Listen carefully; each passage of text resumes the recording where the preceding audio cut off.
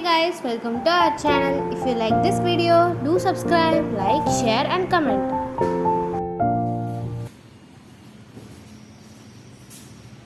Hi my dears, இன்னைக்கு நம்ம என்ன பார்க்க போறோம்னா தமிழ் அறிஞர்களும் தமிழ் தொண்டும் இருக்கு இல்லையா, அதுல பகுதி 2 மூவலூர் ராமாமிர்தம் அம்மையாரை பத்தி தான் நம்ம இன்னைக்கு பார்க்க போறோம். இப்ப அவங்க எந்த குடியில அவங்க பிறந்தாங்க அப்படின்னா தேவதாசி மரபுல அவங்க பிறந்தாங்க. அதனாலயே அவங்க அதனுடைய கஷ்டங்கள் என்னன்னு தெரிஞ்சதுனால அந்த முறையை ஒழிப்பதற்காக மிகவும் அரும்பாடுபட்டு அந்த முறையிலே ஒழித்து விட்டார். அடுத்து இந்த காரணத்தாலேயே அறிஞர் அண்ணா மூவலூர் ராமாமிர்த அம்மையார தமிழகத்தின் அன்னி பெசன்னு ரொம்ப பெருமையா அவரை புகழ்ந்து சொல்லியிருப்பார். இதுல 2 மாதிரி உங்களுக்கு வினா கேட்பாங்க. மூவலூர் ராமாமிர்தம் அம்மையாரை தமிழகத்தின் அன்னி பெசன்ட் என்ன புகழ்ந்தவர் அப்படின்னு கேட்டாங்கன்னா அறிஞர் அண்ணா அப்படின்னு நம்ம பதில் எழுதணும். அறிஞர் அண்ணா அவர்களால் தமிழகத்தின் அன்னி பெசன்ட் என்ன புகழப்பட்டவர் அப்படின்னு கேட்டாங்கன்னா மூவலூர் ராமாமிர்த அம்மையார் அப்படின்னு எழுதணும் நம்ம. சரியா? இப்ப அடுத்து தமிழகத்தின் அன்னி பெசன்ட் யார், தமிழகத்தின் அன்னி பெசன்ட் டேஷ் அப்படின்னு கொடுத்து ஆப்ஷன் கொடுத்துருந்தாங்கன்னா இப்ப மூவலூர் ராமாமிர்தம் அம்மையார், டாக்டர் முத்துலட்சுமி, தில்லையாடி வள்ளியம்மை இப்படிலாம் கேட்டிருந்தாங்கன்னா நம்ம ராமாமிர்த அம்மையாரை சூஸ் பண்ணிக்கணும். சரியா? அடுத்து பாருங்க, தனக்கு இசை இப்ப அவங்க யார கல்யாணம் பண்ணிக்கிட்டாங்க அப்படின்னா அவங்க தேவதாசி குடியில பிறந்ததால அந்த குடியில் உள்ள எல்லாருக்குமே ஆடலும் பாடல் இசை இதெல்லாம் அவசியம் கத்துப்பாங்க அந்த காலத்துல. அந்த மாதிரி அவங்களுக்கு இசையும் நாட்டியமும் கற்று தந்த சுயம்பு என்பவரை திருமணம் செய்து கொண்டாருமா. இது இம்பார்ட்டன்ட் கொஸ்டின் பாயிண்ட். தனக்கு இசையும் நாட்டியமும் கற்று தந்த சுயம்பு என்பவரை மணந்தார். அடுத்து பாருங்க, அம்மையார், இது முக்கியமான பாயிண்ட் பாத்துங்க. அம்மையார் 1917ஆம் ஆண்டு மயிலாடுதுறையில் தனது முதல் போராட்டத்தை தொடங்கினார். மூவலூர் ராமாமிர்தம் அம்மையார் தனது முதல் போராட்டத்தை தொடங்கிய ஆண்டு அப்படின்னு கேட்டாங்கன்னா 1917. அடுத்து பாருங்க, இப்ப அவங்களுக்கு அம்மையாருக்கு காந்தியத்தின் மீது அதிக பற்று கொண்டதால், அதிக ஈடுபாடு கொண்டதால அவங்க என்ன செஞ்சாங்கன்னா கதர் தான் அணிஞ்சாங்க. வீடு வீடா போய் கதர் துணியை கொடுக்கவும் ஆரம்பிச்சாங்க. அடுத்து பாத்தீங்கன்னா காந்தியடிகள் சொல்லியிருந்தாரு, காந்தியத்தை ஏற்பவர் குடிசை வீட்டில் தான் வாழ்வார் அப்படின்னு சொல்லியிருந்தாங்க. அதனாலயே இவங்க வாழ்ந்த ஓட்டு வீட்டை திறந்து குடிசையை அமைச்சு அதுலதான் வாழ்ந்துட்டு வந்தாங்களாம்.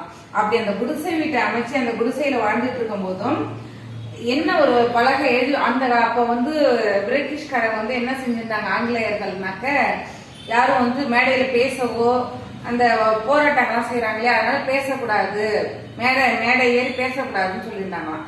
அதனால இவங்க என்ன செஞ்சிருக்காங்க அப்படின்னா அவங்க எவ்வளவு ஒரு டேரக்டா பண்ணிருக்காங்கன்னா அங்கங்கேயும் பேசதானே கூடாது, அதனால போர்டா எழுதி போர்டுல வைக்க ஆரம்பிச்சிட்டாங்க எங்க பார்த்தாலும். அப்படி போர்டுல வைக்கும்போது வீட்டுல அவங்க குடிசை வீடு அந்த ஓட்டு வீட்டை துறந்து குடிசை வீட்டுக்கு வந்தாங்க இல்லையா, அந்த குடிசை வீட்டு வாசல் படியில என்ன போர்டு வச்சிருந்தாங்க அப்படின்னா கதர் அணிந்தவர் மட்டும் உள்ளே வரவும். இதை நான் எழுதாத விட்டுட்டேன், அது ஞாபகம் வச்சுங்க. கதர் அணிந்தவர் மட்டும் உள்ளே வரவும் என்ற போர்டு இருந்துச்சு. இப்படி கூட கேள்வி கேட்பாங்க, மூவலூர் ராமாமிர்த அம்மையார் வைத்திருந்த போர்டில் என்ன எழுதி இருந்ததுன்னு அப்படி கேட்டாங்கன்னா கதர் அணிந்தவர் உள்ளே வரவும்.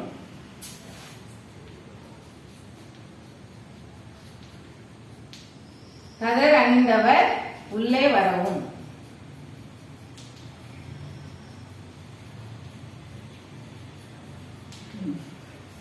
கதர்னா என்ன?